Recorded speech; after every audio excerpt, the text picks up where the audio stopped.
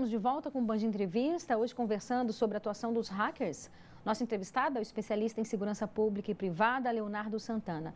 Leonardo, um outro ponto também que é muito importante, que as pessoas às vezes elas não ficam atentas, é a exposição que muitas pessoas fazem nas redes sociais, né? Sejam de fotos, de informações aonde estão, academia que frequenta, ou seja, a impressão que eu tenho é que nós somos monitorados o tempo inteiro, né?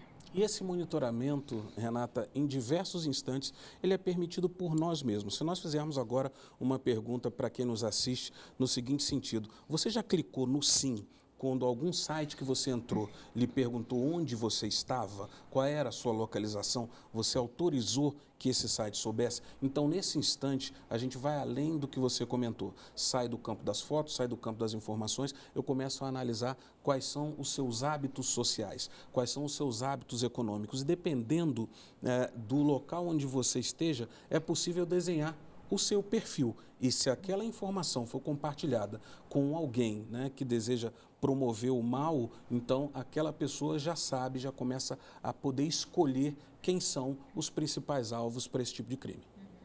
Você, como especialista em segurança, né? Hoje a gente vive num universo de redes sociais, né? De internet, de comunicação o tempo todo. Mas essas informações que as pessoas muitas vezes dão, que nós estamos falando aqui, então, quem for ali no perfil de uma pessoa é possível saber a academia que ela frequenta, aonde ela trabalha, o local que ela está no trabalho e tal. Esse excesso de informação, ele é prejudicial?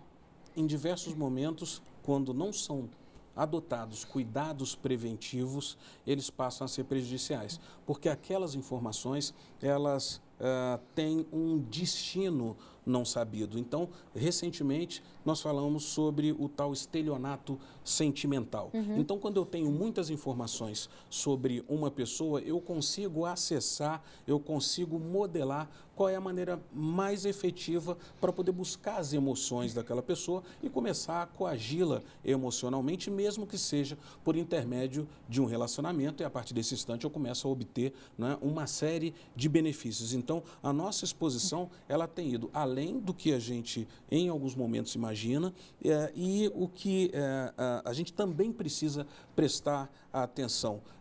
Existem outros tipos de criminosos que não vão buscar um dado seu, mas eles podem começar a lhe ameaçar, podem começar a lhe perseguir, né? Recentemente houve uma evolução muito grande dos stalkers, que são aquelas pessoas que ficam te perseguindo, e a perseguição não é só na rua, não é só no seu ambiente de trabalho, não é só na academia. A perseguição também pode acontecer no ambiente virtual, no ambiente digital.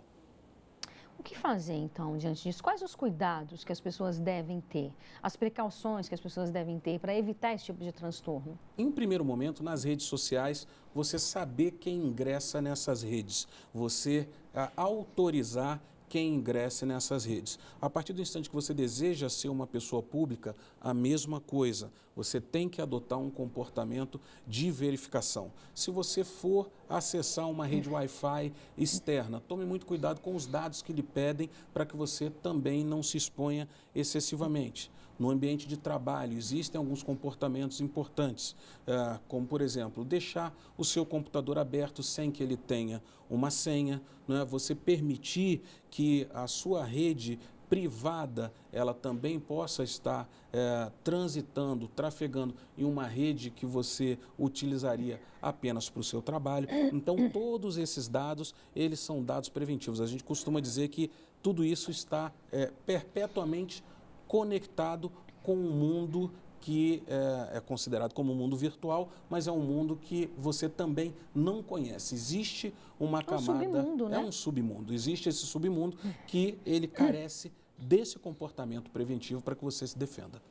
É muito comum as pessoas receberem, seja por e-mail ou seja por mensagem, você tem uma dívida tal, né?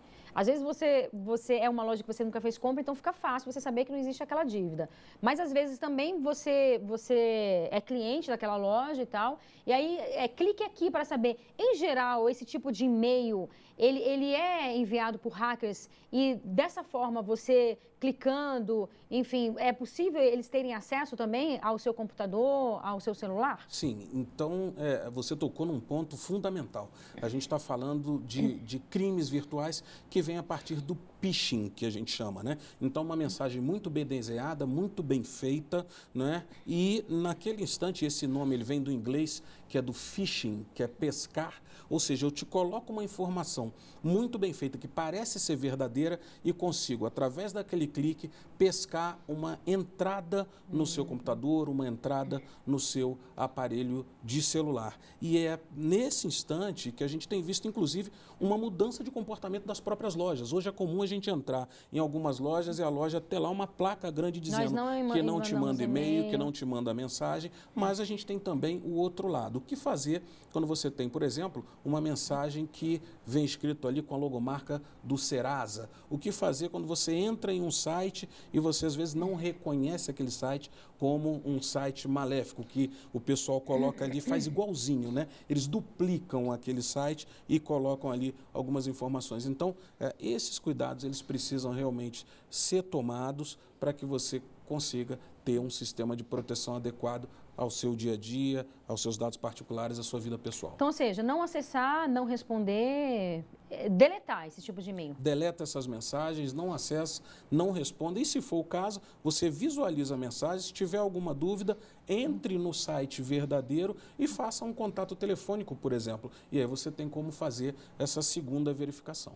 Existem alguns indícios de que o meu celular possa ter sido hackeado? Por exemplo, um dos meninos chegou a dizer que ele recebeu ligação do próprio número dele, né? Que foi aí que ele desconfiou.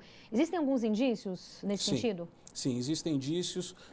A interrupção de comunicações, falhas que não são comuns no celular, o celular começar a apagar indevidamente. Então você tem ali, você não acessou, você não tem um volume muito grande de fotos e vídeos que comprometeu muito a sua memória, mas mesmo assim seu celular começa a apagar insistentemente. Apagar, né? As fotos? Tanto apagar as fotografias, como ele desligar, como aquele aplicativo começar a funcionar sem uma consistência, sem aquele período que normalmente ele funcionaria. Então, nesses casos, é muito importante que você já comece a entender que algumas das coisas estão acontecendo de forma equivocada, que seu celular ele pode ter sido invadido. Nós podemos ter ali algum malware, como a gente chama, né, o nome comum, ou algum tipo, né, de vírus que tenha sido inserido para coletar suas informações e dar print até nas mensagens. Nossa, a gente está finalizando. Você recomenda o aplicativo de algum antivírus, baixar algum tipo de antivírus no celular ou no computador? Isso é interessante? Isso é altamente recomendável, principalmente porque os antivírus eles têm um sistema de atualização constante, então existe um monitoramento do que acontece não só no Brasil como em outros pontos do mundo. Então essa atualização ela vai mantendo o seu computador protegido, vai mantendo a sua rede protegida,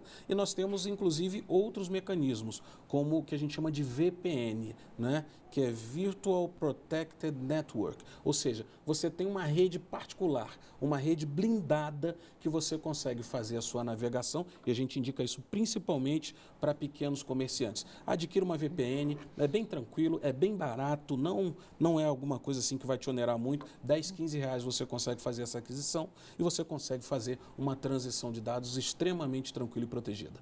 Bom, muitíssimo obrigada pela sua participação. Eu que agradeço, obrigado. E o Band Entrevistas de hoje fica por aqui. Muito obrigada pela sua audiência e companhia. A gente volta a se encontrar na próxima semana. Eu espero você. Até lá. Tchau, tchau.